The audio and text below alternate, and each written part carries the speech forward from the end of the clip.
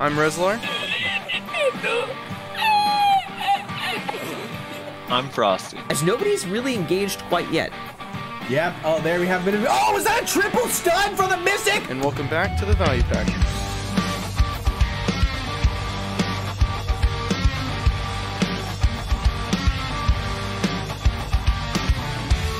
And we are back, everybody. Welcome to another week of podcasty goodness.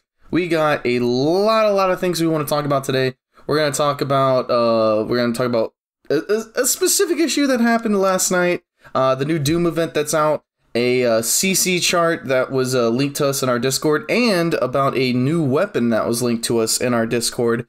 Shout out to members of the Discord. Make sure you guys go down in the description below and click the Discord invitation. Join up with the community Discord. We're always having interesting and sometimes silly conversations in there. I just recently, due to some requests, added both a meme channel, because no Discord is complete without a meme channel, and also a bot channel, so now that we can have specific roles for the classes that you play, the regions that you're in, and also that is also to make the Discord a little more colorful. It was a little bland, everybody was just a normal gray. So now you get a specific color based on what region you're in. So make sure you join the Discord, take advantage of all those things that we're giving to you guys. And sooner or later we'll have a community night. Me and Frosty can never get our schedules on board to make that happen, but maybe we'll do it sometime this week. That being said, let's get right into the comments. So we're going to start with YouTube first, because there was a Reddit post, and Frosty is going to get to that, but we're going to do YouTube first. Mr. Board Sliced says Rezlar stinks. I'm not going to read the rest of this comment. Is it all bad? No, it's not. It's just, I'm offended, dude. How dare you? Yeah. And also, how did you know? What? No, I just... Rezlar's hygiene is none of your business. You were about to insult me, weren't you? No, the funny thing is, like, I've never smelled you before, but I would assume that it wouldn't be a good smell. Yikes. Feels bad. You know what? I'm gonna start a new podcast with Shaky Bay. Screw this. He has a podcast. All you'd have to do is join his, I think. He says, Archer can do Hystria, but why do Hystria when we were the #1 Ackman class? With having said that, I've done so much time in Ackman now and have 50 red shards. So I'm going to go Hystria to where I'm no longer top tier, but high mid top tier. Damn it. Phone. I thought I turned you down. Phone is now turned down. Chill back a little and not care about hitting 8k trash an hour and getting a little change of scenery. Yes, from a cave to a cave. Plus, yeah. I keep blowing up my tongue grads, so I want to put those red shards to good use. From a really horrible cave, though, to, like, only kind of bad cave. Ackman's... I cannot stand being in Ackman for more than, like, 20 minutes. I get depression in there. Mr. Board Sliced also says, Macaloids are fine. I did the opposite of Cinny. We actually had a conversation about this in the Archer Discord. I swapped to Hooms and didn't like it. As it didn't save me at all from being one-shot, so I swapped back. Also, this should include the fact that Cinny is 320 DP. If I get that high on DP, I will probably switch to Whom's. Class is squishiest next to Meiwa. I value Ignore Resist pretty high. The stamina and AP from Macaloids are a non-factor to me. The accuracy from Whom's are a non-factor to me as well, as I still one-shot hybrids where my accuracy is at. I recommend trying both. If you're newer to this game or make a lot of mistakes, I'd go Whom's. They give you a little more room for screw-ups. Also excited to hear the Underwater Zone is as that basically pushes Archer to being high tier in Hystria with the new draughts you can get from there. About time we are catching up to KR. So my thoughts are, yeah, Archer's definitely better in Ackman. Like, Archer is right now king of Ackman. Like, there's not a better class in the game than Archer in Ackman, so until you racked up a bunch of red shards, yeah, stay in Ackman. And then, I don't know, like, for me, I guess if you need stamina, the Macalot or Macalot crystals, whatever they're called, are cool, but I don't know. I just feel so squishy without Whooms. Even for like ancillary damage and Node War and Siege, I hate not having them. And I was kind of curious, like, why is Gervish so bad? What does Gervish even give? It gives weight. Crap, I don't know. Yeah, it's bad. Interesting. I also I had not heard that Maywa is the squishiest class. Like, if I had to say the two most squishy classes, I would say DK and Ranger, and then I would probably go Tamer, Archer, right? Yeah. I'd say I think Ranger is probably the squishiest class in the game. And then I would probably go Tamer next, but DK would be right after. So, yeah, I can agree with that list. Definitely don't think Maywa is as squishy as Ranger, though. Rangers are like, you breathe in their general direction, and they fall over. Yeah. Moving on. Kamikaze? He's got a 0 in his name, so I'm not sure if it's probably Kamikaze, I'm guessing. These names. Listener from Norway here, so counts as EU listener. Mostly listen to you while working after posted on YouTube. Keep up the good work, although I don't agree with all your viewpoints, especially the ninja hate. I do love that your arguments are almost always based on facts. Hey, what's with that almost there, bud? And legitimate concerns and not just emotion. 100% agree that Archer scales way too hard with AP, rather. Fought a 293 AP Archer a week or so ago. Never even got close. Yeah. Yeah, Archer's crazy at that AP. I don't have ninja hate. I think the podcast as a whole has ninja hate because Rezlar has so much deep-seated hatred for ninjas. But I think ninja right now, I think ninja's actually it's fine, unless it's a trial ninja. Then if you guys heard Frosty fighting Sammy Boy the other day, you'd be rolling your eyes right now. That's all I gotta say, dude. It was rough. Like it was funny because we were like arguing about the damage, and he was telling me like that he still has to actually do a full combo and yada yada, whatever. Like was going back and forth, typical barbaric, my class sucks kind of balance wine, and then he actually CC'd me and killed me with just Serpent Ascension from full HP. Yeah, like trial character versus trial character when we were practicing for the 2v2 thing, and I was like, what? I was like, Sammy, you need to say what your combo is right now, and he literally just couldn't stop laughing. Yeah, it was pretty yikes. Yeah. Mike H says, been looking for a BDO fan podcast since launch. GG, well played. Well, you found it. Welcome. Nitrak says, I would like an objective-based game mode that emulates grind spot PvP. 2 players compete over one grind spot. Player with most trash loot at the end wins. All the loot farmed. It would be cool to have a game mode based on what gameplay we realistically experience in the game.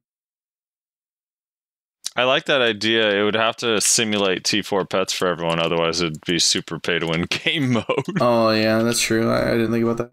Yeah, that actually sounds pretty, that sounds kind of interesting, actually. Of course, some classes would just be absolutely shafted out of it, though. I talked about this before. If it was instead of loot, but like grind speed, like killing mobs and stuff, I think it'd be cool, and like you get points, because that's what in Ion they had this Dredgian ship thing where you got points for killing mobs and players. So, and it was whoever had the total amount of points at the end won. It was a lot of fun. Yeah. Austin Lassiter says, Beg Nose got me, Lamau. Great episode. Hearing you guys talk about past fights sparked memories of my own relatableness. Awesome. I don't think relatableness is a word. Is it? It's relatability. Relatability? That doesn't sound right either. Anyway, what do I know? Guden Drunk says, can Rezlar do every podcast drunk? No, I can't. He can't. He could. I can't. He oddly is choosing not to, and I don't understand why. Because I don't want to destroy my liver. Thank you. Livers. That's why God gave us 3 or 2 of them. Okay, then. Man, if I had that rum that my cousin got from whatever country it was, I don't remember, at my house, I might consider it. That stuff is so good. Thomas Springett says, EU listener here. Okay. Yeah, no, that was because of our comment on the last podcast where I said I don't think we have many EU listeners, or that was our first EU listener. Yeah. Turned out I was completely wrong. We had like 15 responses across the Reddit, YouTube, and the Discord saying like, I'm from EU, and I was like, holy shit. Yeah. We're basically an EU-based podcast. Sphero says, I've been looking for ranked 1v1, 2v2, and 3v3s forever. This has been long overdue.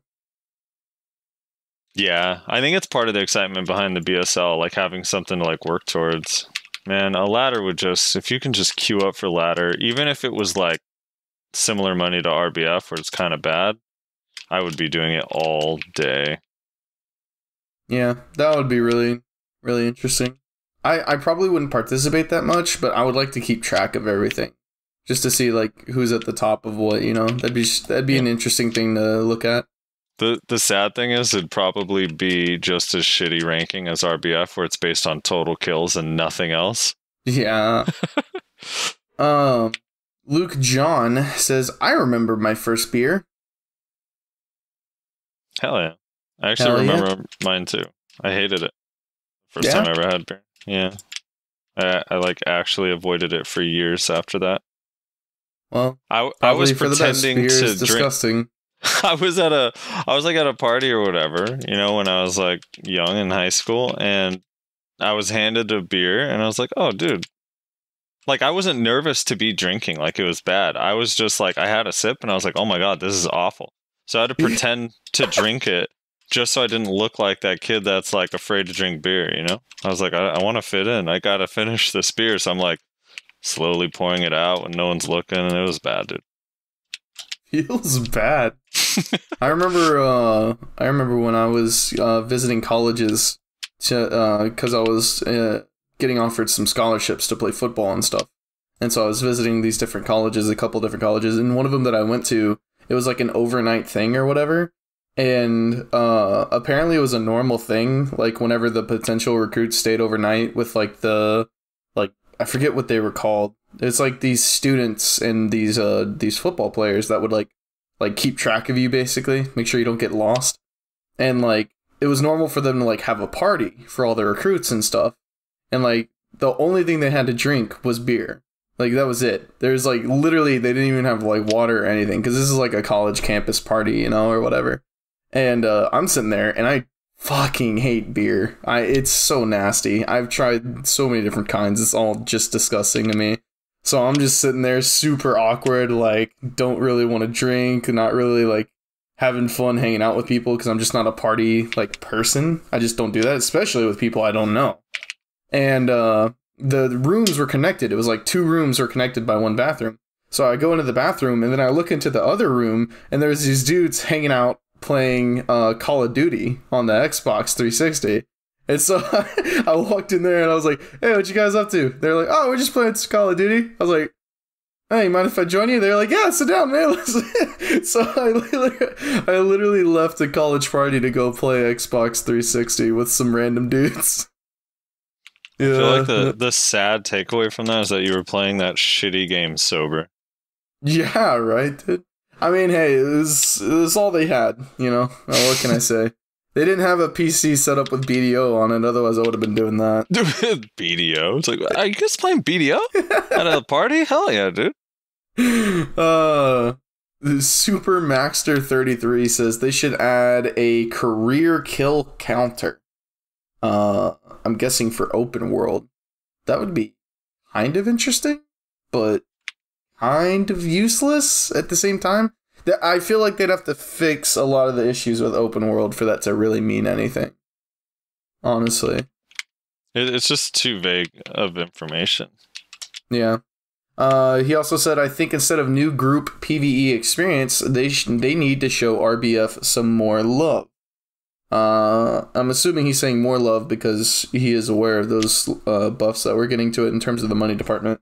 I do agree. I wish they would make it a little bit better. Or did those already go through? Did those go through yet? We have those. We have the new money changes. Yeah. And the new RBF crystals. Yeah, which aren't super good, I don't think. I haven't really heard anybody be really talking about them. Yeah, human damage is a weird thing that needs to be tested, so. Yeah. Good on T1s, at least. Great on T1s, yeah. Yeah. Exile says, well, I'm from South Africa, and I play on BDO Xbox. Also in regards to that statement. Yeah. That's pretty cool. We got viewers all over the place, Frosty. How dare you regionalize them? Yeah, and from a different console. Yeah. On a console. Xbox, that's interesting. Vivid Darkside says, UK listener from day one. Keep up the great work. Thanks, brother. Glad to have your support. Zex0 says, third, hey, what was that song playing during the Super Week montage? Which I already replied to this, but for anybody else who was wondering, it was You Say Run from the My Hero Academia OST. Hella good song. Infrax hashtag MadGearFFM says Infrax is better than Infrax second. I don't know what any of this means. Yeah, I mean, I'm gonna be real with you. He lost me. There's some weird meta shit going on here that I'm not comprehending.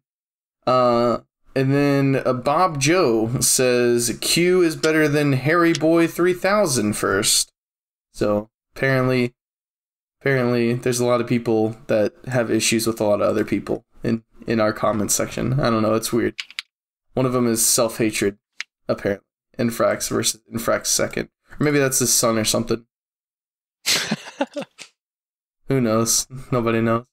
Alright, that's it for the YouTube comments. Thanks everybody for dropping one. Make sure to leave one on this video as well. Yeah, appreciate all the support. Frosty had some Reddit stuff you wanted to do, right? Yeah, so I'm just going to rifle through these really quickly. Dr. Positive replied to the Reddit post, thanks for having me, guys. Good Vibes Guy replied to him saying he's proud of him, Bible Thump. Fat Astronaut says, Frosty, great stuff as always. My new history of PAL. I'm not going to be in history as much. I'm not going to have Castle Buff for a while. Feels bad. Shadows Army says, yes. Frothy Logger says, thanks for all the great PvP memories. I miss our tourneys and Friday Fight Night, which, do you still commentate that or play-by-play that? No. He got fired. I'm not in the guild anymore, so. Frothy said, if you ever need me to roleplay as Big Sasha for 3v3 training again, let me know. And then Yumi says, before Rezlar butchers my nickname again, you can just call me Yumi. I asked Amu in his stream, he is a Valky from Black Rose, if he knew about the podcast called Value Pack. He answered, who is Frosty? Then he said, people from Black Rose seem to be very close. That's true. And then he added a bunch of technical stuff about the podcast, which is very helpful, so I appreciate that. And then Muffin Man said, listen to it this morning. Great podcast as always. Also bring Sphero on. Little Dancing Man. Haven't had a chance to listen yet, but certainly will be. Someone says, how many mullets you guys at now? That's what Shortener Verge says. Good shorter question. Let me check. Than your shorter than your average. Shorter than your average. Yeah, do you know your total mullet? Are you keeping them all? Yeah, I'm at 639, which is like really far behind. Yeah, I sold all mine so I could buy stuff. But I didn't get to... Go ahead. No, I just been AFK fishing when at work or asleep, so it's not too many either. I'm probably around the same as you. Yeah. I didn't get to AFK fish over last weekend because I just didn't care about... Like, I left it Friday evening whenever I left to go to Louisiana. I had my inventory completely empty, and I said whenever it fills up is whenever it fills up. I don't really care. So it was basically like probably a full day of not fishing for me, which set me behind. Also, I got really screwed over the course of like 3 days. I caught like 50 mullets at one point. I got like mega screwed at one point. So that was fun. Sarek says, A, good shit. And then Big Boy Bodie says, good stuff, BWO. So that's all the Reddit comment. Thank you guys for commenting on Reddit. Whenever we have a post up there, it's always cool to see those. A few different people post in there. We always reply, or at least read the YouTube ones out loud. So if you have anything you want to say, feel free to add it to the YouTube channel if there's not a Reddit post. Outside of that, I guess moving on. Yeah, moving on. So the first thing we want to address, actually, I should have brought this up at the beginning, but I'll just bring it up now because fuck it. We might sound a little bit different. We're messing around with some audio stuff. Like Frosty said, one of the lovely viewers that commented on the Reddit post offered us some suggestions about how to better our audio quality. So we're trying to mess around with it a little bit, trying to make it a little bit better. So if we sound a little strange, a little weird, bear with us. We're going to be testing some things out and trying to get the highest quality we possibly can out to you guys. That being said, our first topic is about the BSL. So as I said last weekend, we are participating, or we did participate in the BSL yesterday. We did not make it on stream. The stream only streams the top 16, I think, if I remember correctly. And not just signups. Yeah, when we got clapped, we got clapped in the very first round. We lost 3-1 in the very first round, so that feels bad, but nothing we can do about it now. All we can do is learn from it and try and do better next time. We're also signed up for week 2 and 4, I believe, right, Frosty? Am I wrong? Yeah, I think the consensus from you and I was that your V button wasn't working. Yeah. Dude, there was at least one time in there where I definitely should have been able to V, and it was not letting me. It was very frustrating. I don't know. My internet may have been particularly shit that day. Who knows? The next BSL, you'll be participating in Louisiana. One can hope. Alright, first actual topic that we want to talk about. Or actually, this isn't even an actual topic we have a lot of little things today. I'm now realizing this. Something happened yesterday that I just want to bring up because I feel like it's important to raise awareness about it. Some people are in the mindset of, well, maybe we shouldn't bring it up because then it's going to get abused a lot. I think it should get abused a lot because that'll make PA get their asses in gear faster and actually fix the problem. So currently, as it stands, mercenaries, whenever a guild hires a mercenary to help with a war, the mercenary, for whatever reason, can remove all the structures of your base. Everything except for the base itself. They can just rip it up, make it not be there anymore. And this is a particular issue because if it was just a guild member, or like a quartermaster or an officer or, any of those dudes, you can kick them from the guild and it's no longer an issue. The problem with mercenaries being that they can remove stuff from the base and there's no way of kicking them out of the war. There's no way of unhiring them as a mercenary. There's no way to fire them as a mercenary. They are, once they're in until the end of their contract, which is, I believe, 10 minutes after the war ends. So what happened yesterday is my old guild Versatile, they hired a mercenary. They hired a couple mercenaries. I don't know how many exactly. I don't care about the politics behind mercenaries at this point. But one of the mercenaries decided that he was going to rip up gates, walls, all these things that are extremely crucial to defending your base. Basically constantly setting Versatile on the back foot and never really allowing for a fair fight between Versatile and the guilds that they were fighting. I think I heard most of it was against Man Up. They were basically fighting Man Up the whole time that they were there, that they were alive. Yeah. I'm not going to get into the claims about why he was doing it, or, there's claims about, these group of people sent him to do it, this, that, and the other. I'm not going to get into that. The main reason I'm bringing this up is because I want to raise awareness that it is an issue, and I want to push people to push PA and Cacao to fix it, because it is a very serious issue. I personally just don't think mercs should be allowed in Siege at all, which I know is probably a very unpopular opinion, but in my opinion, Siege should be you at your strongest versus us at our strongest. It shouldn't be us at kind of our strongest filled with 20 to 30 mercenaries. I find that to be very silly for what is supposed to be the highest tier of PvP in this game.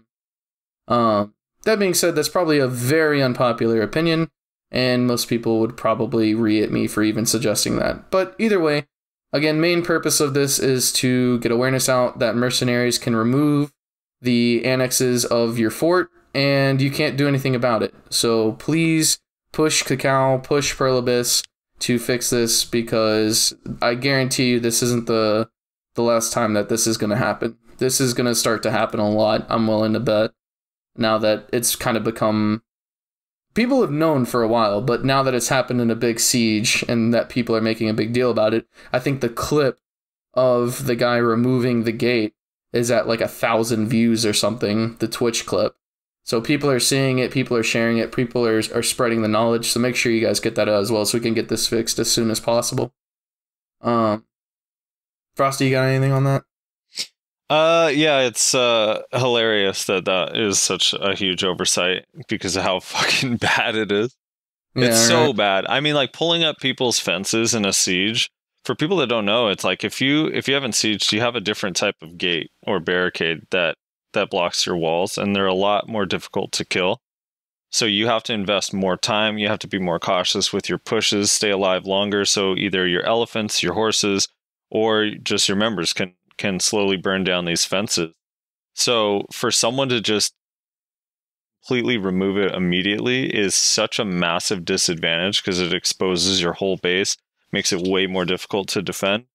Even if the guild you're against is weaker, and I'm not saying like all politics aside, like you're just put at such a disadvantage. It's horrible. And the fact that you can't kick a merc out if they're being toxic or pulling that or anything, it just doesn't make sense. If it's because of the silver thing, then just make it so when you invite them to merc, they don't get silver until they're kicked out. You know, like, and then if you joined a merc guild, you can't rejoin a merc guild if you got kicked out until the following day after reset or whatever. It just doesn't seem that hard to fix this problem, what I'm saying. So hopefully it gets fixed. Or just make, like, somebody was saying this earlier, like, why can even members can remove structures, which is why. Why would that even be allowed? It should be QM officers and GMs that can remove structures. So change the code to where members can't remove structures anymore, because I'm assuming that mercs are treated like members in the code of the game, and that's why they can do that. You know, they're shown differently in like the fucking guild page, but they're in the code, they're probably the exact same as members when they're in the guild. So just change it to where members can't remove annexes. I mean, it's just that easy. So yeah. And as for allowing mercs in general, I think the merc system is cool, even for Siege. I just wish it also had a limit, like the nodes do. Yeah. That's my only thing. Yeah. But yeah. I agree with that. If it was like 15 max Siege, I could find that acceptable, honestly. Leave it the same as T4, which I think is 10. Yeah. Or 10. 10 would be fine as well. All right, so that's that. Hopefully that gets resolved soon. I mean, people are more aware, but I have no idea if Cacao or PA are. Hopefully they are. I mean, it had to have happened before, right? This can't be the first time this happened somewhere. Well, like I said, I think people have known for a while that it can happen. I think when the merc system first came out, I remember seeing something about why can mercs remove annexes. But it's never... I've never at least heard of it being abused to such an extent, like, intentionally abused in a siege to particularly fuck a specific guild. You know what I'm saying? Right. Like, I think the classic scenarios, everybody remembers Mr. Bubs in Black Rose, I think it was, right? Where he accidentally removed a supply depot instead of, like, using it or whatever in his first ever node war. I think that was which I don't think he was a merc. I don't think the merc system was out, but he was just a member. And people were wondering then, like, why can members remove annexes anyway? That just doesn't make any fucking sense. But yeah, I think this is the first time that we've seen one person in particular abuse the fact that they can remove annexes to fuck a specific guild in Siege, at least. Maybe it's happened in some node war somewhere. I don't know. I don't keep track of that shit. In Siege is what I'm saying. So yeah, I don't know. That being said, the guild that person is a part of has a lot of new declarations on them. So hope they enjoy PvP. All right, moving on to light-hearted, more fun stuff. Yeah, lighthearted, more fun stuff. Horses. Horses. Yeah. All right, so Doom Horse is out. So I just want to we can go through this real quick. 1, the Doom Horse was released. 2, it came with an event, so we get extra EXP for horse training and yada, yada, yada. All the normal stuff that we get whenever there's a new horse. Mount EXP, 100%. There's actually life skill EXP plus 100% as well. I don't, does that stack? I don't even know. Does that mean 200% for mount training? Probably, yeah. But we get these cool drops. The Mysterious Blue Conch, the Fruit of Yeanaros, and the Brilliant Crimson Fireflower. And you can use these to add experience or charge, whatever you call it, at the stable to do a T9 horse attempt. These things freaking drop a lot. Like if you go to a dense area, you get a shitload of these really quickly. But if you just grind like an hour a day and you fish every night, you should be able to do like 2 horse attempts straight up with just these event items. So yeah, get out there and grind. And the cool thing, at least for me, like if they were just the fruits and stuff, the normal actual horse stuff, I would probably just sell it for silver. But since I can't sell it, it's not a tradable item. I'm actually gonna do a couple horse attempts. You can sell it. Well, you could sell it for 100K. I'm not doing that. It's worth way more than that. That's what I've been doing. Do not sell these. What are you doing? I don't even have a T8 like Courser, nor do I really care about getting a Dream Horse, so fuck it. That's just bonus silver to me. Yeah. All right. For the rest of this podcast, no one listen to Rezlar. All right. So if you could get a dream horse, which one would you go? Unicorn, Pegasus, or Doom? Oh, Doom, definitely. Why? Because Unicorn is useless and Pegasus is meh. Why is the Unicorn can run sprint in the desert? Oh wow, so good. Dude, you're a hater. I'm just saying, as a Zerker, I'm not going to disclose as to how, but you know I can. As a Zerker, I can cross the desert faster than a unicorn. That's someone quote need that quote Rezlar quote. As a Zerker, I can cross the desert faster than a unicorn. I'm not going to disclose how. Some people might already know, but I can cross the desert faster than a unicorn. I think that, I mean, the Pegasus, I think, has the most utility for, like, Node War and Siege, but the Doom just looks so badass. Yeah. I would love it. Like, the ground is just on fire under them. It looks so... I'm a big visual person. I'm a big, like, costumes person, which is why I've dropped so much money on this game. So the Doom Horse aesthetically is just way more pleasing to me than the Pegasus or the Unicorn, honestly. It looks so cool. So, yeah. Can you put a costume T9? No, I don't think so. Ah, well, that's shitty. All right. Or maybe you can, and just every T9 I've ever seen is hiding the costume because they want everybody to see they have a T9. I don't know. Right. All right, get out there and grind, people. There's T8 coursers is sitting on buy. But yeah, grind high density areas, pirates. Actually, Sam, a friend of mine, was grinding at pirates. He was getting so many, dude. He was getting like somewhere between 5 and 15 of each in like an hour. Yeah. Which is a lot. So, yeah. Yeah, get those they've been horses. dropping quite a bit for sure. So if you're interested in getting a Dream Horse, go take advantage of that event because that is huge. Yeah. I want the horse market to be flooded with T9 so I can buy one at min price, you know? Yeah, that's my point exactly. Like, I'm just gonna wait for like in a like 7-8 months when there's gonna be fucking T9s like at a relatively cheap price compared to what they are now. Probably not flooding the market, but they're gonna be available. And I'll just buy one instead of like slapping attempts over and over and over again, like 34 attempts like Frosty to get a Pegasus. Yeah. Can you list a horse at a lower price? I don't know. I've never sold a horse before, actually. I assume it would work like the market, though. Yeah. Would it not? I don't know. Maybe not. I think it's kind of locked. I'm not sure, though. Who knows? We need to have we need our horse friend on here. the legendary 2T9 holder. Our friend with the horse face? Yeah, we gotta bring him on, dude. No, I want that guy from EU that has 4 T9s. He has the T9 wagon. Did you see that? Oh, right. Well, he has the which unicorn, one did he have? the 2 Pegasus, the white and the black, and then the Doom Horse. That's crazy. Oh, he has a black Pegasus too? God. Yeah, he bought it for like, I think he said he bought it for like 40 billion or something. I don't remember, but some insane amount of money he paid for the, you remember the luxury auction house we had like one time, and it's never come back since? They put an NPC in every city so they could sell one item. Yeah. Thanks. Appreciate it. All right, on to this chart. Oh shit, I don't even have it open. Yeah, I gotta find it also. It's in the discussion, I believe. Yeah. Here we go. Got it. All right. Yeah, so this is a chart about protections. The amount of protections that they have, basically. This is a slightly different chart than the one from a while back that had to do with protection CCs. This is just protections, and it has the protection cooldown as well, which is kind of interesting.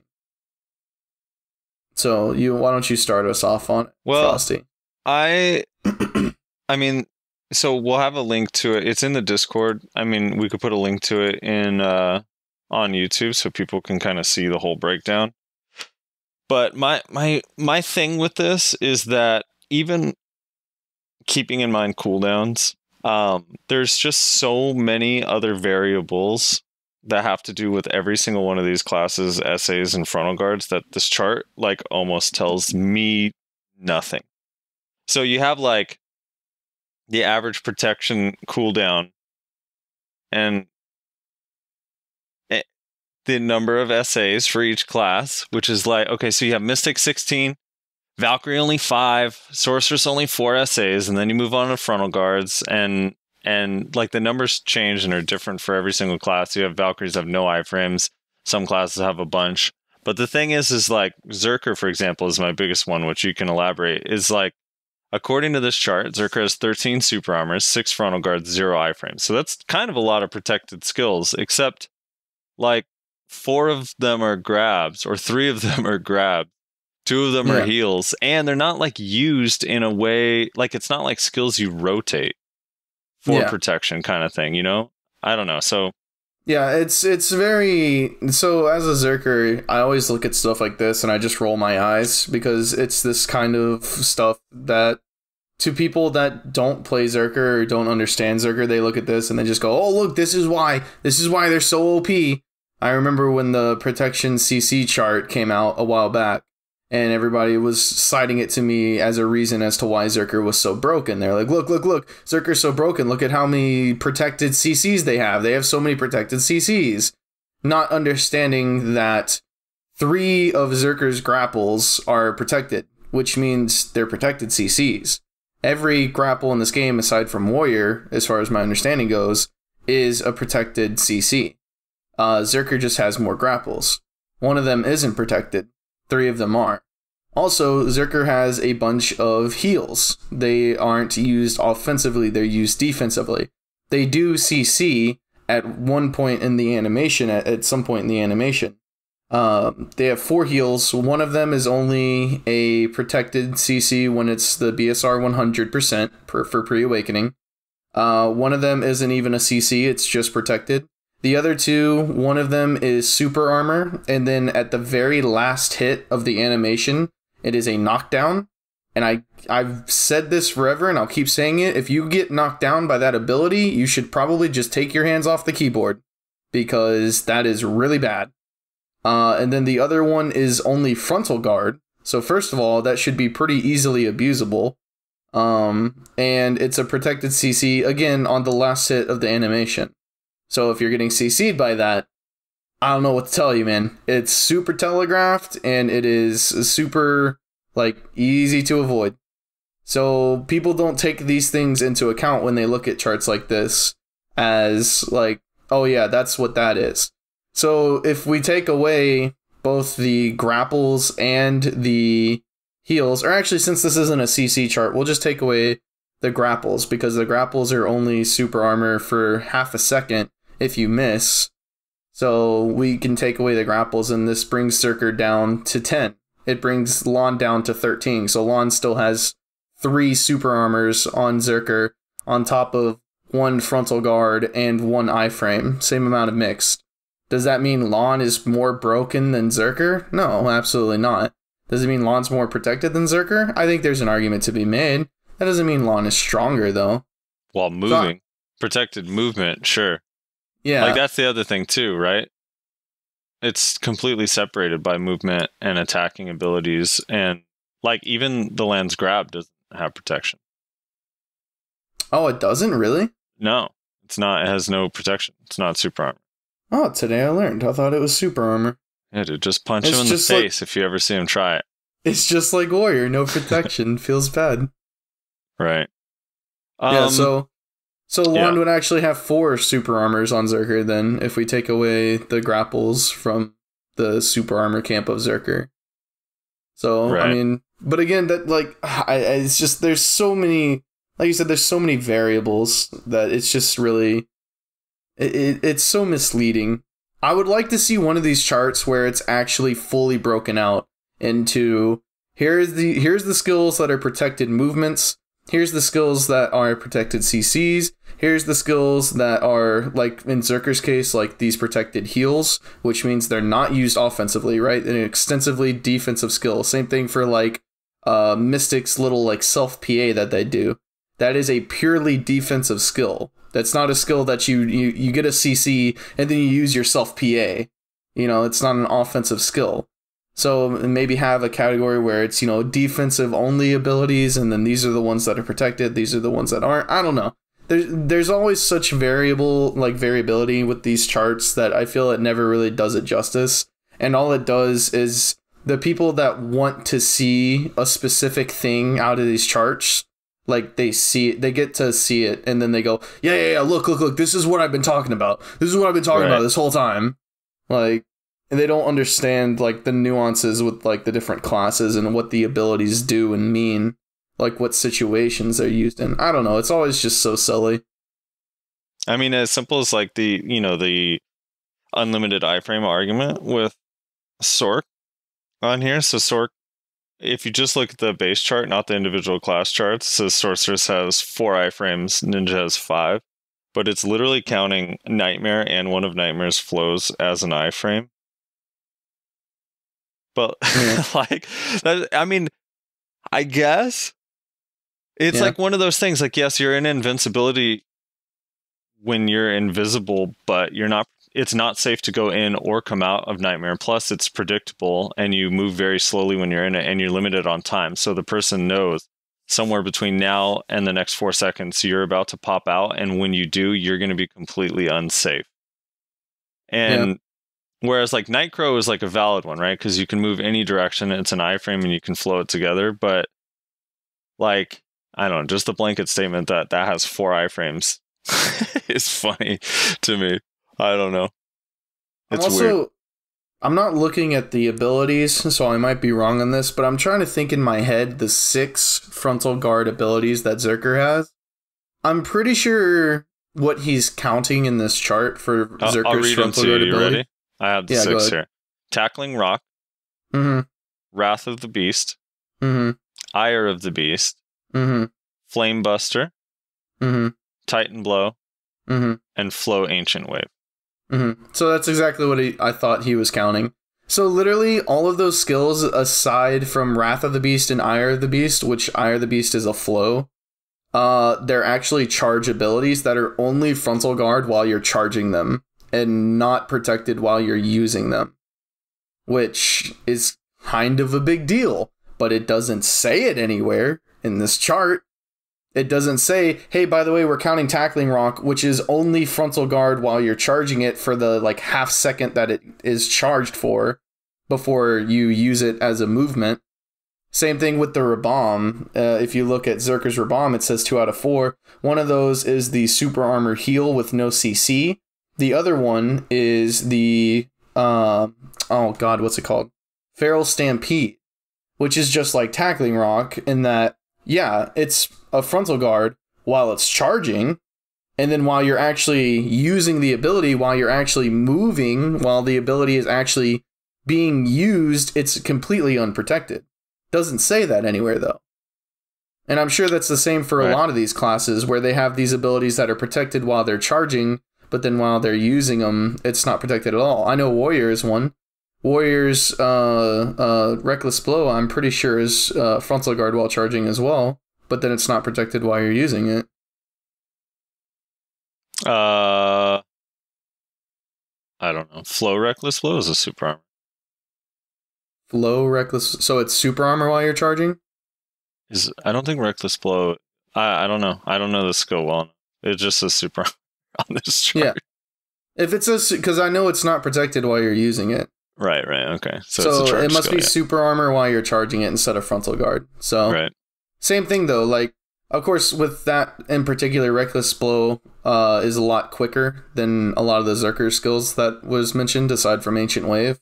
It's a lot faster of an ability, but still the same thing, right? They're counting it as a protection when it's only a protection while they're charging, which, by the way, Reckless Blow, nobody even charges it. You just let it go early. There's a trick to use it early. You don't have to charge it full blast. Same thing with Ancient Wave. You never have to charge Ancient Wave up. So the frontal guard is non-existent because you don't actually use it. There might be some situations where you're like, you notice that this person is about to use a CC, and so when you reel back to use the Ancient Wave, you actually hold it for a half a second, let the frontal guard absorb it, and then let it shoot. But that is like, I do that maybe once a week, once every 2 weeks. That is a very rare occasion that is actually useful. And I'm sure it's the same thing for like these other classes that have similar type things. So I don't know. These charts, man, you know what? I suppose it's, I don't know. I don't want to shit on people for taking time out of their day to do this kind of stuff, to break these kind of things down. But what I'll say is that people should always take these things with a grain of salt and know that there's always going to be like extenuating circumstances. There's always going to be variables. There's always going to be whatever that these charts just don't account for. And it's really hard to. And so instead of looking at a chart like this and going like, oh yeah, this is it. This is exactly what I've been talking about. Go like, okay, so this is kind of interesting, but I can see where this might be this might be this, because it's never so easy. It's just not. Yeah. I mean, that's kind of my thing too. Like you were saying, it tells the story that oftentimes the people who are complaining about something want to be told, but it's not really true. It's not as black and white as it looks on paper. Exactly. So I don't know. My not favorite to mention, thing. Yeah. I was about to say my favorite thing on this whole chart is that you look at Ranger and it says 8 overall protections. Have you ever fought a good Ranger? Have you ever fought Crit and seen how protected that dude is? Go fight Crit and then come back and tell me, look, Ranger only has 8 protections. Look at how weak they are. Look at how unprotected they are. They're so bad. Go fight Crit, come back and look at this fucking chart, and you tell me if this shit makes sense. I can tell you right now, it doesn't. Like, it doesn't paint an honest picture. Hey, Sorks only have 11. That's second worst. Yeah, it can help paint an honest picture as long as you take everything that you're looking at with a grain of salt. But if you just take this as absolute fact, this is exactly what it is. The most protected classes are Mystic and Striker, and the least protected class is Ranger. 1000%, that's the end of it. No, that's not the end of it. It's just not. I agree with this chart. Sork needs buffs. Sork needs buffs, dude. Sorks and Mooses need buffs, dude. They're struggling here. Only 11 and 12 protection.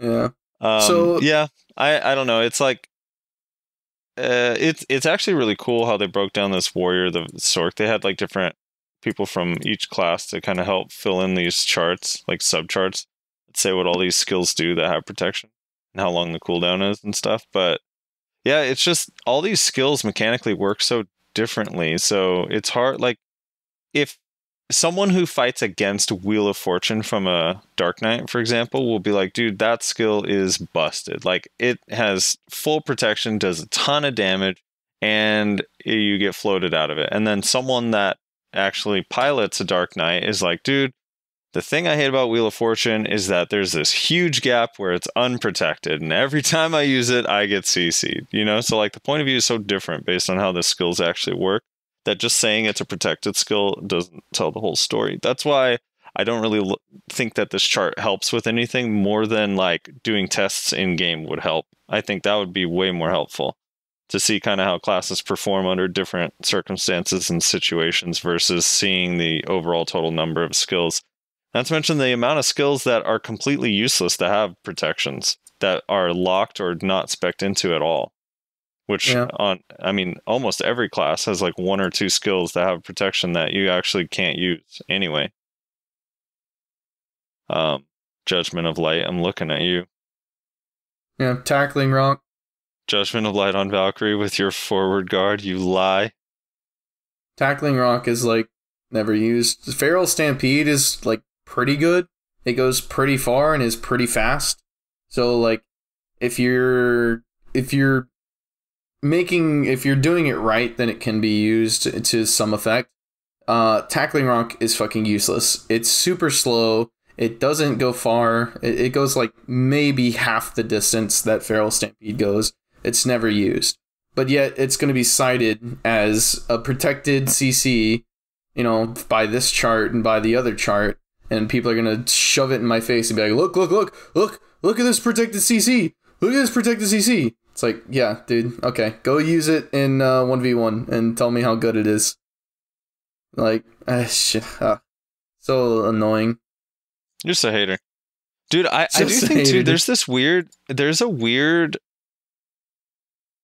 I don't know, people don't realize, I think, with ranged classes, that part of the advantage of being ranged is that people have to invest skills, cooldowns, and time to move closer to a ranged character. So, like, a lot of the time, a ranged character is gonna have less protection. That's true in almost all games. At least that I've played. Like, a character with a lot of range generally does have less protection because you're kind of, like, hiding or moving back. Mm-hmm. You know? I mean, it's, like, kind of natural. I think. I mean, I guess Archer has a lot of protections considering its range, but... that's a whole nother beast. Yeah. Yeah, I don't know. It's just, like, the other thing that I just thought about, because I just noticed that Musa is at 12 protections, which is like... Yeah, Musa and Sork needs buffs. I told you that. Yeah, Musa's not protected enough. It's not enough that they have their right click is a movement super armor that's also an iframe once every 2 seconds. That's not enough. No. More protections. Like, oh man. And I'll subscribe to the idea that maybe Musa needs some small buffs here or there. But protections, I'm not convinced is one of them. I'm just not. Like, yeah. These classes with these, again, another thing this chart doesn't tell you, like,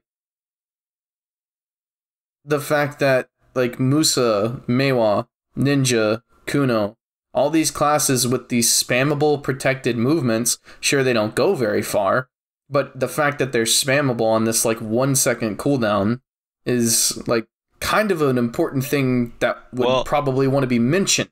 It's kind of listed here on the average protection cooldown on the right. That's why I like that note. Even though they have fewer protections, it's still like the average cooldown of their protections is kind of low. And you better leave Kuno out of this. Dude, ninja stuff. It's like that's not Kuno, like... dude. Kuno doesn't have that. Yeah, they do. Or no, wait, is that not the F? What is the F? Ghost Step? Ghost Step. Yeah, thank you. That's an iframe, is it not? Am I stupid? It is. Yeah. And that's like on a 1 second cooldown? Mm. Yeah, there you go. Spammable iframe. You're gonna chase someone with that? No, I'm just saying that it's an iframe on a 1 second cooldown. That's kind of a big deal. You know? Like, cooldowns are a thing that people don't take into account as well a lot of times. Everybody's like, oh, Ancient Wave, Ancient Wave, Ancient Wave, so OP, damage is so broken. Yeah, it's on a 30-second cooldown. So, which is longer than most cooldowns I know of. Like, 30 seconds is a long time in this game. But people are gonna just complain to me every time it gets used. Oh, Ancient Wave, it's so broken. It's so broken. It's the most broken ability in the game. 30-second cooldown. Okay. It is busted, though. It does a lot of damage, yeah. And it should. Not anymore. Not anymore. Yeah, well, apparently it's bugged. I don't know. It's some weird shit going on with Circuit these days. Have you hit someone with it when it does no damage or whatever with the bug? I haven't experienced it, but Xavius has sworn up and down that his Ancient Wave, like 40% of the time, does like next to no damage for some reason. Right. So, I don't know. And now he's playing Arcage, so I don't think he's lying. Yeah, no, you know someone feels bad about their class if they're on Arcade. Yeah. We'll see him again in a month. Yeah. All right. We should probably move on. So the chart is cool. It's cool to look at. It's well put together. And I do like this breakdown of every class and you can kind of see everything. Actually, this should maybe be in game. Like this, the Valkyries or like the individual charts. Kind of cool to look at. But yeah, I don't know. I think like it just sets people off when they see it. And they think, a lot of times they think just the raw number validates like how they feel about their class or if they're struggling. But I just don't think it does. Like, for example, I don't think the Mystic, like if you look at this overview, like Mystic is insane, right? But Mystic right now, if you're not like super high DP bracket, is not performing super well in Siege. So you don't really get that from these numbers because it's super protected, so it should be. But in these super armors, so you do have to consider the fact that you take damage in super armor, and sometimes you just straight up die. Dying is worse than being CC'd, I'm told. That's kind of an interesting thing as well that I just realized, that Mystic has 2 more super armors than Striker, but Striker has 2 more iframes than Mystic. That's kind of interesting. Yeah. What are the additional? Mystic has 1 more mix protection rather than Striker, but Striker has 1 more frontal guard than Mystic. Yeah, I think one of Striker's iframes is the Rabam skill that bounces them backwards. I can't think of what the other one is though. Yeah, I don't know. Just kind of interesting. Yeah. See, I think with sister classes, like, these things are kind of interesting. Like, to me, it's kind of interesting that Witch has 1 more protection than Wizard. Like, I don't know, that's just kind of interesting to me. And Wizard has 1 more super armor, but Witch has 2 more frontal guards. Like, I don't know, looking at that kind of stuff is interesting, but using this as grounds to, like, for confirmation bias, basically, in your head that your class is dog shit and this class is OP. I don't know. It's just silly to me. Right. Wait, this doesn't even count the Rabam skill. So the super armors are Flash Step, Silent Step, Hidden Claw, and Wolf's Hunger on Striker. Those are the 4. Yeah, and 3 of them are protected. Yeah, the overall protections doesn't account for the Rabams as well. On Mystic, it doesn't count Flash Step or Silent Step as iframes. It counts them as mixed. Yeah. But I think the mechanics are identical. So that's weird. Yeah. Also, Wizard is spelled wrong on this chart, and it's triggering me. It is. Also, the Knight, now we're just shitting on the chart, so I might as well point out that the Knight in Dark Knight isn't capitalized, and it's bothering the shit out of me. The K in Dark Knight is Knight. Why? But at least they spelled Maywall right, which is apparently a really hard thing to do. Everybody spells it wrong, so bonus points for that. Yeah, I don't know. I'm tired of looking at this chart. Fuck this chart. This chart is interesting if you take it with a grain of salt, but most people that look at these kind of things don't, so it's fucking useless. Yeah. So, All right. moving on. Let's move on. We'll move on to the this cool PvE weapon, but do you understand how the weapon works? Yeah, I do. All right, let's hear it. So somebody the other day linked us a video and a BDR codex. It's a awakening weapon. How to explain it? It's an awakening weapon that has monster damage on it, but no AP. Or not no AP, but very, very little AP. So what this means is that you sacrifice your awakening AP, your awakening weapon AP, for monster damage. Now, you might be saying, like, why would I really want to do that? Because it makes your grinding so much faster if you're capable of grinding quickly in your pre-awakening. Because your pre-awakening AP is still going to be the same, right? If you have, 250 AP with, Kudum, let's say, main hand, and then 200 and whatever 250 something AP awakening with a dandy, and then you take away the dandy and you put on this thing, which I think is called Great Katans, your awakening AP is going to drop to the floor because it's only 8 to 17 AP apparently. But your monster damage, which has affected both your main hand and your awakening weapon, your monster damage is going to go through the roof. So it essentially will give you on your main hand, your awakening weapon damage is going to go down, probably, because you're trading out your dandy for this weapon. But your main hand is going to go up, because it's going to go from 250 AP to 250 AP with also a bonus 60 monster attack damage, monster AP, whatever it's called. So essentially for classes that grind in pre-awakening, it is going to be really, really, really good. Yeah, that video... I mean, that Maywad destroys in that video. Yeah, Zerkers are going to be really good. I can already tell. Your little spin. You the think they'll keep it like that? Are going to be insane. I mean, it must be. I don't see why they wouldn't. Right? I mean, here's the thing. Let's not lie to ourselves. There's not a ton of variety in this game, honestly. Like there's not that much variety. There's pretty much like 2 things that you can do. We'll say 3 things.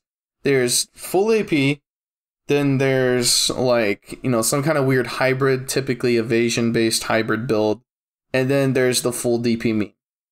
Those are the only 3 things you can do, and those builds don't vary very much, honestly.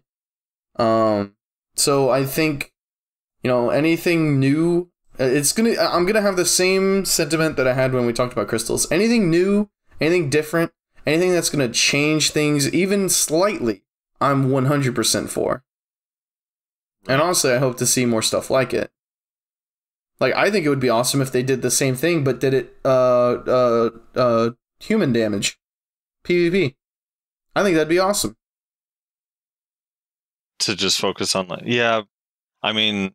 You really want to deal with Ninja that does more damage on their Shadow Stomps? Come on.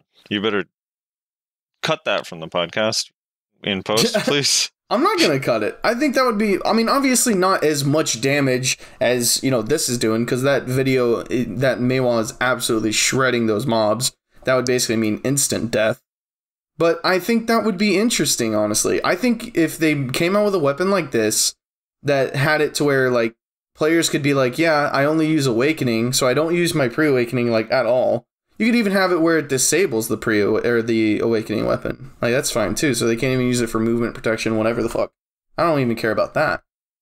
But, like, I think giving players an option to, like, make trade-offs, right? I don't use my Awakening weapon, so I do more damage in my pre-Awakening. Like, that would be interesting. That would change things. That would mean not every single ninja I fight is going to do the same thing. They use their little stance shift, the frontal guard, then they do their little silent step, murderous intent, off to the side to try and CC behind my frontal guard, into a block jump grapple, and then the same combo that every single one of them fucking does. Like, now the ninjas are doing different things, and that's interesting. I don't know. Obviously, if they did something like that, it would have to be super watched over and balanced, which I don't trust them to do, honestly, but I think more variety would be interesting. All right, here's my question. On just the classes that we each have had experience on. So on Zerker, pre-awakening only, this would help grind speed a lot at Manchums and Histria. Oh yeah, because the spins, your pre-awakening spin that has pretty good damage on it, and your awakening weapon, or not awakening, your fucking Rabam spin, which has pretty good damage on it, both in PvE. They're dog shit in PvP, but they're really good in PvE. Yeah, if this weapon came out next patch, Zerker's PvE capabilities would skyrocket. All of the BR Zerkers that re-rolled off of Zerker would instantly roll back just to go to Histria and get like 10k trash an hour at Histria. Right. Yeah. I don't know if that's a lot. Is that a lot? I don't grind Histria. How much? 10k trash an hour? Yeah, that would be I think someone's giving me a ride on their Doom horse right now. Oh, how fancy. I forgot it can get 2-seater. This is so busted. Yeah, I'm going to Vel. Dude, you should come. No. Come on, it's on every channel now. It's nice and smooth, lag-free, fun, interactive experience. Yeah, after this, I got 14 more pages of homework to do. So. That's so.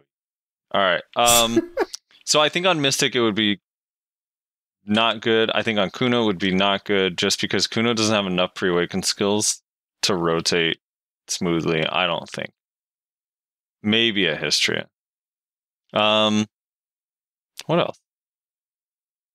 Sorka would be so good. Oh my god, this weapon would be so good on Sorka Histria. Holy crap. Yeah. I don't think it would be too good on Warrior, nor do I think it would be too good on Wizard. Well, Wizard does do a ton of pre-awaken skills, but they need their awakening. So yeah, probably not. But I think most, at least from what I've seen / heard of, I've never grinded in the caves as a Wizard, but most of their DPS comes from their awakening. Cataclysm, Bull-Eyed, Hellfire, etc. Yeah. So. All right. I don't know. It's interesting. It's interesting that they're trying out like new things. I don't know. That's all I'm gonna say. We're one step closer to my dream, like getting these items that boost specific things, like having a crescent set. Like if your entire set of accessories were crescent set, and when you have it on, your Sork gets like Violation gets 15% more damage or something like that. We're getting closer, like Diablo-style set buffs. Right. Yeah, and then all they need to do is remove resistances, and I'll be happy. Yes. Seriously, that's the last thing. Like, we're about to get all of this content because of the roadmap. Like, I have to express how excited I am for this roadmap, because we're going to get, provided Korea doesn't get anything new from now until June, we will actually be caught up with them. Which would be insane. And so I can't even believe I'm saying that. Doubt. You think they'll get something new before then and now? Here's what I'll pose to you. Okay. If I remember correctly, it was November 2016. November, yeah. Go on. Yeah, I think I remember that being a thing where Nuver was quote unquote delayed for like 8 months. It was supposed to come out, didn't come out. Delayed, pushback. Okay, here you go. Now you can have it like 8 months later or some shit. Right. So you think that'll happen again? No. Yeah. Worried that it might, yes. Okay. I just don't have a lot of faith in these two companies. They have shown us time and time again that they are extremely incompetent at what they do. And, yeah, I've lost a lot of faith in them that they can do things properly. So when they show me something like this, I go, yeah, that'd be great if you can pull it off. I've gained nothing but faith and trust. Also, yeah, of course you have. Fucking White Knight. We're going to have so much cool stuff, man. The thing that I would be surprised if it actually makes it on time is the Black Star area. Because we're supposed to have that by the end of June. That would actually blow my mind just because of how new it is. Yeah. I got a question for you, Frosty. How much does Cacao and Prelibus pay you to come on this podcast every week and chill for them? So here's the thing that's interesting. I actually pay them to do it. Oh, really? That's how much they've earned my trust. Yeah. I recently re-rolled. Oh yeah, that's true. That's true. I full re-rolled. Like I took everything. My Sork no longer exists. Well, she still exists. She just doesn't have anything on. She's a level 61 now with a crappy number of skill points and no weapon. Yeah. And she has she's a Velbot now because she has a fish costume. And I'm officially a Kuno, which is great because it got me kicked out of Black Rose because they don't need Kunos. So I'm moving on with my life. You actually got kicked? I'm not kicked. I just got a stern talking to that was like, we don't really need Kunos. And I was like, I understand. I'm going to go elsewhere. So, it's all right. It'll be their loss when I become number 1 Kuno NA. So that's why you were trying to poach me to another guild. You were like, hey, I'm just saying we might be able to make it happen. I'm gonna go to a guild where you actually meet Rex, dude. You should come. Well, apparently I don't. To the guild you were talking about. Apparently you actually still don't. Dude, get your gear up, you lazy clown. I have to get my Tri-Ogre back first, brother. What do you mean? Yeah. Are you earning those medals every day in that new guild? No, I'm not actually. I'm running out very quickly. All right, so you wanted to talk about something not BDO related, is that right? Yeah, we have to, man. We have to. It's our duty as podcasters. I think every podcast on the internet is talking about this right now. We are going to talk about Avengers Endgame. Oh, shit. Frosty saw it. I saw it last night. And I have some thoughts on it that I want to share with the world, so everybody can have their opinions about me and my personality and everything that I say. So I want a disclaimer here before we start. That I am not an expert on Marvel. While I have seen most of the movies, I haven't seen all of them. I do enjoy them very much, but I'm by no means an expert. So anyone who actually reads comic books or knows like the deep-seated lore of any of these characters is probably going to hate everything I say. Yeah. So, first disclaimer is obviously spoilers. If you don't want Marvel Avengers Endgame spoilers, skip ahead right now. I don't know to what time. This is the last topic of the day, so actually this is the end of the video for you, basically. Yeah, you can resume when you hear me say Harry Potter dies at the end. Yeah. So if you don't want Avengers Endgame spoilers, go ahead and check out here. We appreciate you listening. Make sure you drop a comment letting us know what you think. And go ahead and check out here, because from here on to the end, we're going to be talking about Endgame. So I'm going to give you 5 seconds. 1, 2, 3, 4, 5. All right, Avengers Endgame talking now. So I also am not a big Marvel fan.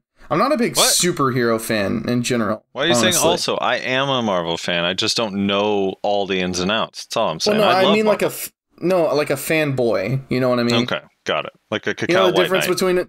You know the difference between a fan and a fanboy, like that. Gotcha. Okay. I haven't read. I'm not a big comic book enthusiast. I barely read manga, and I consider myself to be a huge weeb. I just don't enjoy reading that much. Even if it's like colorful pictures, I just don't care for it. I guess I'm not that autistic. So, Endgame, what were your thoughts, Frosty? Tell us. I enjoyed it. It was very long and I had to pee twice, so I didn't enjoy that. I actually did have to pee twice. The first time it wasn't so bad, I just wanted to get it out, but then I opened the floodgates and like legit had to pee for the rest of the movie and it was miserable. But I thoroughly enjoyed them. I don't know what I can say. I feel so bad because it's still kind of new. So spoiler, like we're cool on spoilers. Yeah. I mean, I'm giving the warning. We're about to spoil the shit out of this movie. Okay, I loved this. Not even like really story wise, but I actually loved that Thor was fat for the whole movie. Oh yeah, was so funny, dude. And the little raccoon guy. This is why Marvel fans are gonna hate us, because I'm literally just gonna call him the little raccoon guy. Rocket said, "You look like melted ice cream." I was fucking dying, and I actually thought like there was gonna be some stupid point in the movie where like lightning strikes his hammer, and then boom, he has a six pack again. He's instantly ripped again. Yeah, but he legit just stayed fat for the whole movie. I thought the same thing. I was thinking like, oh, there's gonna be a point. It's gonna be like the last fight, and then he's gonna like have this lightning strike, and then he's gonna be all clean shaven and handsome and like look all good again. No, no, he's still the same. They just braided his beard. That's all they did. That's all the lightning did. Yeah, that was pretty funny.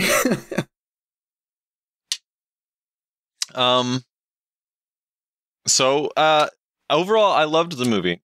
I thought that the ending was pretty cool considering how much like hype it had. And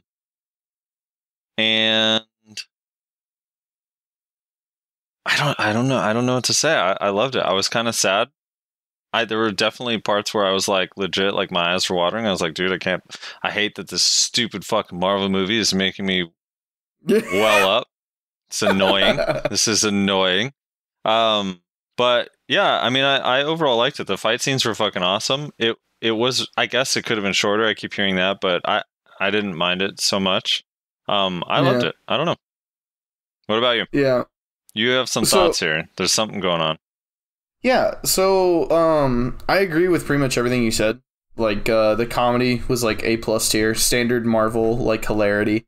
Mm-hmm. Fat Thor was just hilarious in every way possible. I do believe it could have been shorter. Like I feel like they probably could have chopped an hour off that movie and it still would have been perfectly fine. But I went and watched it with my dad, and on the way home we were talking about it. And he actually brought up an interesting point. He said, like, we were talking about the length of it. And he said, well, actually, I think it made sense for it to be 3 hours. And I was like, what do you mean? He's like, well, for people like me who don't, like, really keep up with all the movies, like you know, other people do, like you do, speaking to me. He was like, it actually made sense because it kind of, like, brought everything back around and, like, it made it clear, like, exactly what was happening, what was going on for people like me that didn't really pay attention to anything else before. And, like, it is kind of like a well-rounded, like, beginning, middle, and end, instead of just, like, I think a lot of people, like myself included, were like, they honestly could have just picked up at, like, here's what they could have just done. Beginning of the movie, Ant-Man comes back. He says we can do time travel. Tony Stark figures out they can do time travel. They do time travel. End fight scene, into the movie. They probably could have done that 2 hours max. But he brought up that a lot of the other storyline and setting things up and, you know, all that kind of stuff was important because it would have been difficult for him to understand exactly the weight of everything that was going on without all of it. You know? Yeah. So I thought that was kind of a good point, a point well taken, honestly. So that as far as the length of the movie goes, that's what I think. Fight scenes were absolutely on point. I wish there was more of it. I was told by a coworker that half the movie is fight scenes. It is not. He fucking lied to me. There was a lot of talking. There was a lot of standing around. There was a lot of saying what was going to happen, which I understand is necessary in a movie, but I was hoping for a 3-hour-long movie. It wasn't going to be like 30 minutes of fighting, which it kind of was. It was like 45 minutes top of like actual action scenes. So, kind of wish there was more of that, but what are you going to do? So, again, I don't know the source material on a lot of these things. My knowledge isn't very exquisite. I'm speaking purely from a person who has watched only the movies. One thing that stood out to me, and it's not just Marvel, and it's not just Endgame that's done this over the past, like, 5 years. And the reason that I wanted to talk to you about it, because I want to get your take on it, specifically, Frosty, is the pandering to people on the extreme left. So there's one scene in particular where in the final fight scene against Thanos, right? Where I know where Peter going. Parker has the gauntlet and he's killing his suit is killing all the monsters. He says like insta-kill mode or something and his eyes turn red, and then the suit just starts like obliterating the heads of everything that comes near him, basically. Right. And Captain Marvel shows up and he gives her the gauntlet. and he says something along the lines of like, well, I don't know how you're going to get through all of that, referring to like Thanos and Thanos' army and all that stuff, all the monsters and shit. And then I forget who it is. I forget her name. The Wakandan general lady, like the top lady in charge or whatever. She's like, oh, she's not alone. She's got backup. And then it's her. And then it's all of the women. It's all the female superheroes. And it's supposed, like, I suppose what they're going for is it's supposed to be this moment of female empowerment and all this, that, and the other. I don't have an issue with that. I do have an issue with what is obvious pandering. And it boggles my mind that people would look at that scene and would go, wow, look at how progressive they are. Look, this is what we need more of. This progressiveness from our movie theaters, from our corporations. This is exactly what we need more of. It, like, to me, that's just, it's like, that moment literally made me go, oh, God. Like, it's just so obvious. Is it not just like obvious pandering? Am I reading it the wrong way? It feels just like obvious pandering. And the reason I want to talk to you about this is because you live in California, which, no offense to California, is a very liberal place, at least in like the main cities. Yeah. So I want to get your take on that, like on. It doesn't specifically have to be about Endgame, but just like, because a lot of movies have done it over the past 5 years, just this pandering to this absolutely, in my opinion, rabid group of people. In this particular instance, this feminist, like this third wave feminism that is just all about, you know, women are better than men and all this, that, and the other, and women empowerment. And it's like, it's just so weird to me. I want your take on it. God. All right. Where do I begin? So first, I actually saw that scene in a very different light than you. Probably because I'm from California. So when I saw that scene, I thought, wow, really? None of the men are going to step up and help? Bunch of pussy bitches, dude. No, that's sexist. Look, I don't know. I mean, yeah, it was obviously pandering, like way over the top pandering. And I actually think it was even coming from like a liberal point of view, which is not necessarily my point of view, but like I looked over at my girlfriend and she was like rolling her eyes like, LOL, really? I don't know. I mean, it's a weird thing because you're always walking on eggshells now, right? With everything you do. So it's almost like if you don't put something like that in the movie, then you're kind of painted as a bad guy. So, or girl. Yeah. So I don't know. Yeah. I mean, it was an eye roller for sure.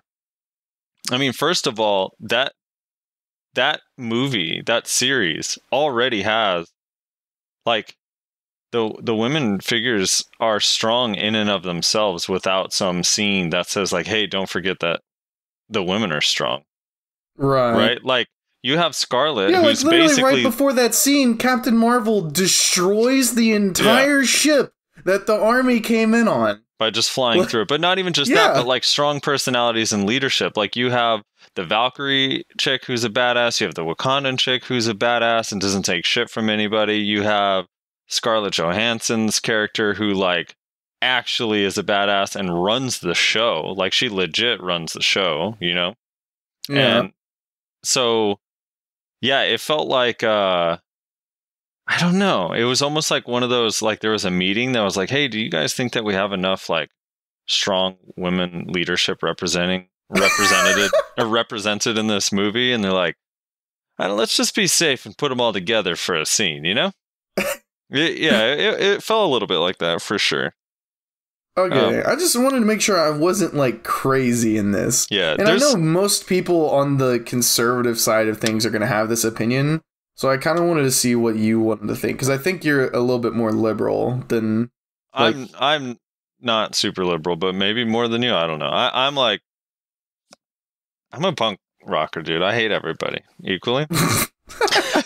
All right. I believe in equal hatred at heart. Yeah. So no, I don't really identify with the left or the right in any meaningful way. But I'll say this: like my girlfriend definitely like leans left, and she rolled her eyes and some of her friends, we were talking about it, and they were like, "Yeah, that part was like really."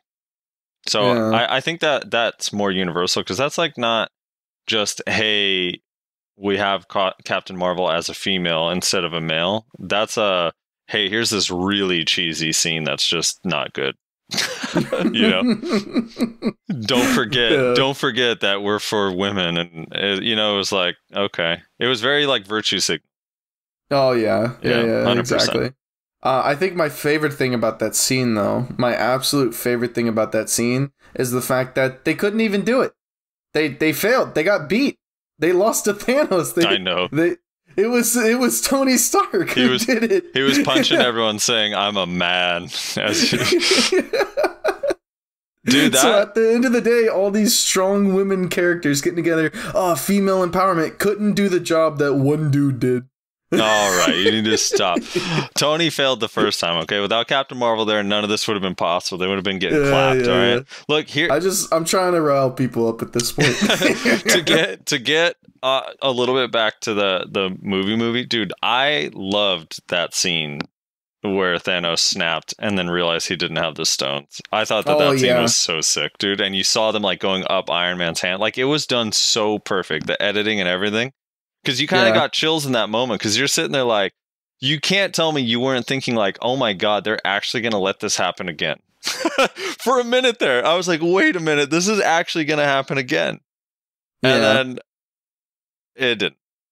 I still think the most like, I think the biggest like no way moment was actually at the very beginning. Movie opens up and it's Hawkeye with his daughter, and I instantly was like, no. And my dad was sitting next to me and he just looked at me. He was like, what? He's like, is this the movie? I was like, shut the fuck up. Because I knew, I was like, are they actually about to show this? Like Hawkeye losing his family? Dude, that has to be like, I don't know, just the quickest ever I've gone to like emotional in a movie, right? Yeah. I mean, obviously, like the tone. The franchise has history and stuff, so I've already seen it and I've established that you're like feel for the character and the family and stuff. But it was like, oh man, like now I remember everything sucked at the end of the last movie.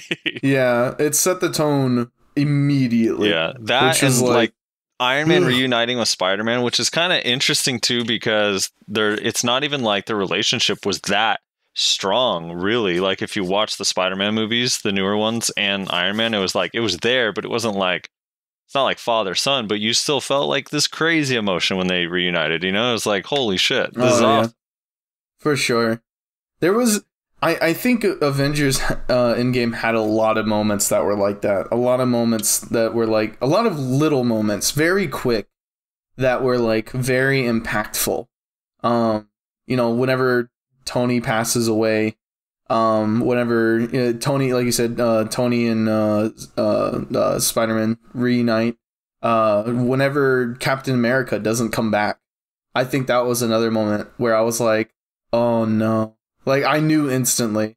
Like, as soon as he disappeared and he was, like, back in 5, 4, 3, 2, 1, and then he didn't show back up, I was like, he stayed. He stayed in the past. And then, sure enough, he's sitting there on the bench, like, 60 years older or whatever. Like, little moments like that just made you, like, really appreciate the franchise and the movie, despite all of the things that I think were bad about it. Or about the franchise and its history or whatever. Like, the movie was really, really good, I think, overall. Yeah, I liked it. Seeing it in theaters made me remember my hatred of movie theaters. So I'm glad I got that out of the way. Usually once every 10 years, I go see a movie in a movie theater, and I'm like, oh yeah, this is why I don't do this anymore. I think I much would have rather just watch it at home on my computer, honestly.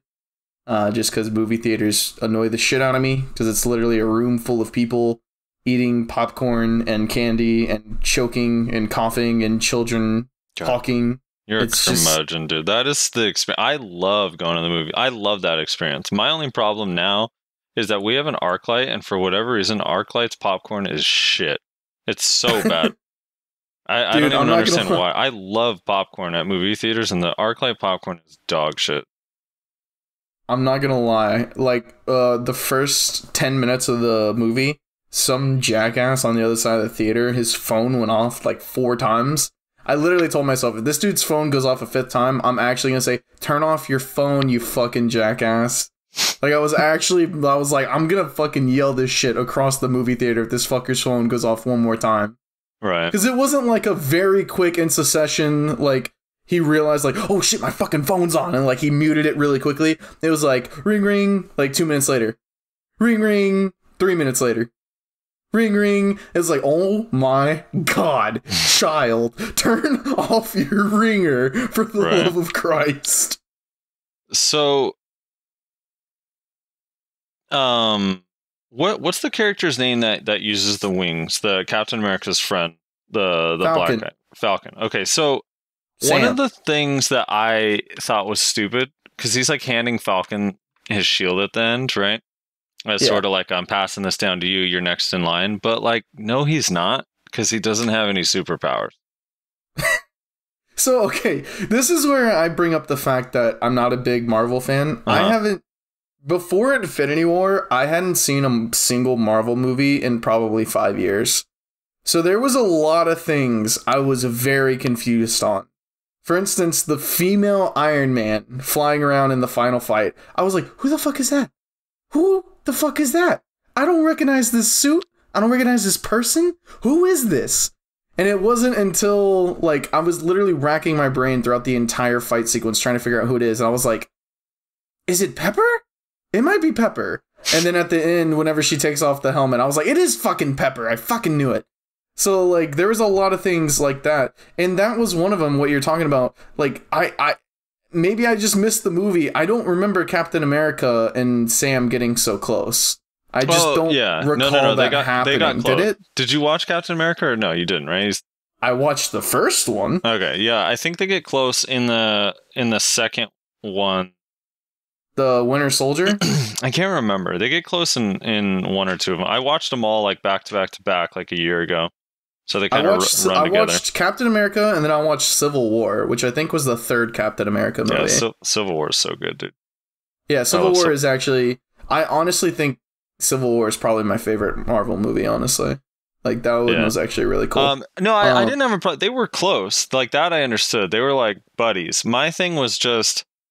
He doesn't have any powers. Like, that shield is basically... if I was the guy in that scene, I would be like, okay, thanks, man. I'll put this on my fridge when I get home. Like, what the fuck am I supposed to do with this? First of all, it's super heavy, and you're, like, super strong, so you can hold it. I can't. So, like, maybe they'll juice him up. I don't know. And then the other thing was when all of a sudden Captain America could use Thor's hammer and cast lightning and stuff, and Thor says, I knew it. I was sitting there, and I've seen almost every Marvel movie, and I'm sitting there like, you knew what? How does he have this power? Well, no, he, in the very first Avengers, Captain America was the only person able to move the hammer even slightly.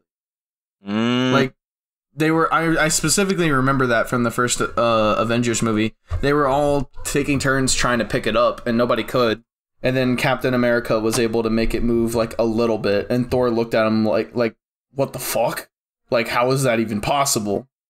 I remember that scene specifically, but it was a very, like, small scene in that movie, and that was a long time ago after all, so I don't blame you for not remembering it, but yeah, I do remember that. So, because it's like the hammer chooses who's only the worthy can wield the hammer. Right, is the thing. I understand that. So okay, so he can pick up the hammer. I'm fine with that. But he also can control lightning because of the hammer. Okay, that's you know what I mean? Like, that part was weird. So I was like, okay, I guess he's also Odin's son. Thunder God. I don't know. Yeah, that part I also was kind of like I was like, oh yeah, dude, we're about to see him dual wield the shield and the hammer. This is gonna be fucking badass. And all of a sudden he starts like throwing lightning around, and I'm like, whoa, okay. I didn't know the hammer did that. Yeah. Again, maybe this just shows our lack of knowledge in the lore. Yeah. But I always thought it was Thor that controlled the lightning, not the hammer. I don't know. Yeah, I was thinking like, what kind of batteries this hammer have? You know? Also, the other thing that I thought was funny was when they were talking about the splitting up of timelines or whatever, which, by the way, I got to talk about that as well.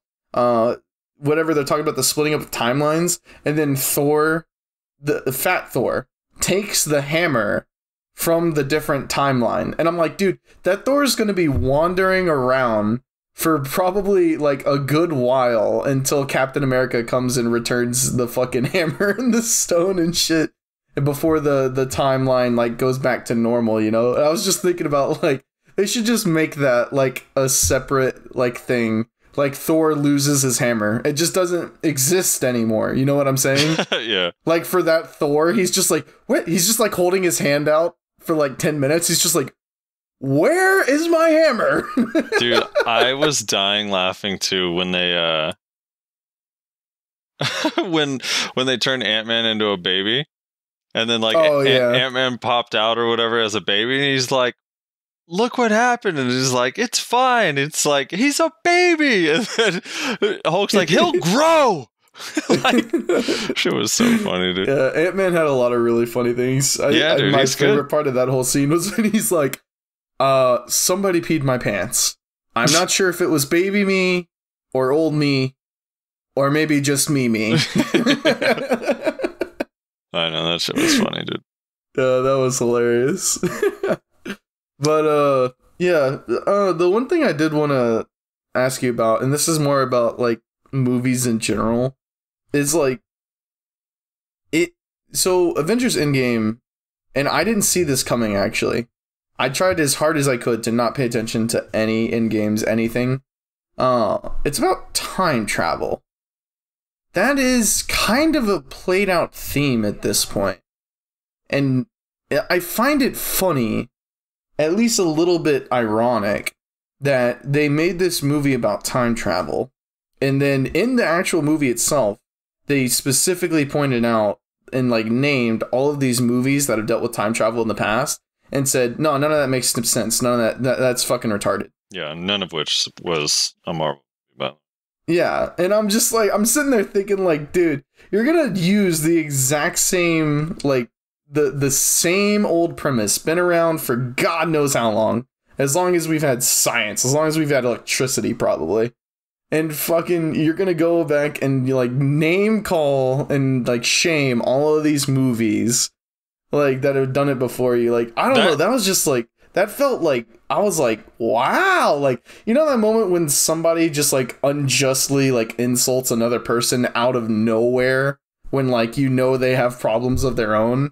That's right. What that felt like to me. I was just like, wow, dude, really?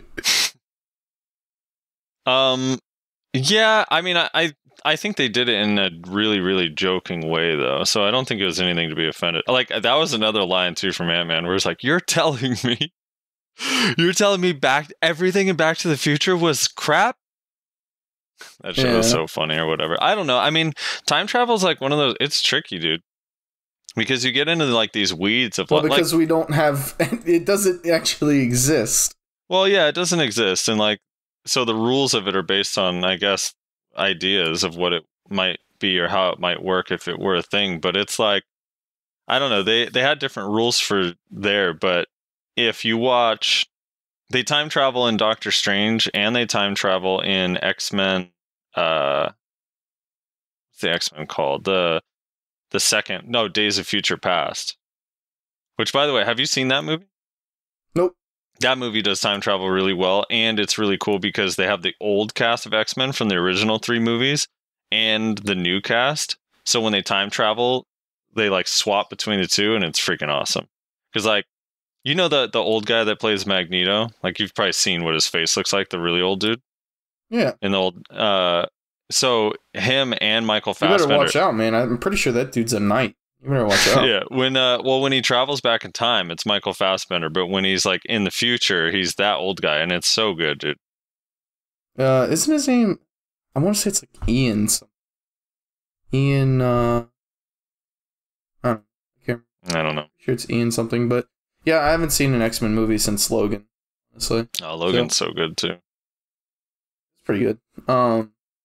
But yeah, I also didn't watch Doctor Strange. Again, I haven't seen a Marvel movie in a lot of years. Yeah, so I'm kind of surprised you wanted to talk about Endgame. I thought it was really interesting. I thought it was I don't know. Like, I think it was a good movie. I also think, and this is where people are gonna hate me, I think it's being overblown. I don't think it's, like, the greatest thing since sliced bread, which is what I was told it was going to be. But it was a good movie. So, I don't know. Like, 7.5 out of 10. 8 out of 10. I'll give it an 8 out of 10. It was pretty good. I don't, I think people are, like, blowing it out of proportion, honestly. Which I understand if you're way more invested into Marvel than I am, then it might mean a lot more to you. But as just, like, a casual movie watcher, and as somebody who doesn't care too much about Marvel as a franchise, I've watched a bunch of Marvel movies. I don't care that much about them. I don't find them that interesting. And I honestly, at this point, I find the whole superhero theme kind of, like, played out. It's really tired at this point. It was a pretty good movie, but nothing to write home to mom about, honestly. Right. Oh, Vel is doing Vel things for me. I'm now officially on someone else's boat. Congrats! And my character's deciding to lay down. So, really quickly, before we cut off the end of this podcast, make sure you don't spoil anything in the comments of this video. If I see any comments in the video, you're going to get banned. And God help you if I figure out that you're also in the Discord, because you're going to get banned on there too. Keep it spoiler free. I know it's been out for like 2 weeks now or whatever, or a week, over a week, little over a week, whatever. We're going to keep it spoiler free for people that haven't had a chance to watch it yet. Because even when I went to watch it this weekend, like, we had to, the tickets were not readily available. So I can only imagine what it's like in other cities that might not have as many theaters or might have a higher population than the city that I live by. So people maybe just haven't gotten a chance to watch it yet, and we don't want to ruin the experience for those people. So try and keep it spoiler free. Of course, if you can keep it spoiler free and still have a discussion in the comments, then that's perfectly fine. If you want to join the Discord and have a discussion in there that's spoiler free, that's perfectly fine. But just try and keep it spoiler free in the areas where people who might not have seen it, aren't going to accidentally find themselves in a spoiler. So just try and keep that in mind if you can. Anyway, that's about it. That's all we got. And this podcast has gone on long enough. I turned my fans off for this podcast, so I'm burning up right now. Can we get a round of applause for that? I'm pretty sure I'm sweating. I'm starting to sweat anyway, because my fans have been off for like 2 hours now. So I'm getting really, really hot. So we're going to have to end it here. Frosty, you got anything you want to say to the peoples? No. I'm trying to swim towards Vel to get my loot, dude. I'm so scared. Am I gonna get anything? Give me that heart. Give me that heart. No, just make sure you comment on the YouTube page. Again, we love that. We love replying to that. Make sure you spread the word. Share the podcast with people. Try to get people to participate and listen and whatever. We can't really spam Reddit all the time to try to bring in new people, and yeah. So spread the word. If you like it, let people know. Share it in your Discord with your guild and stuff, and we deeply, deeply appreciate it. Yep. And we will have a guest next week. I'm not 100% sure on who it is going to be yet.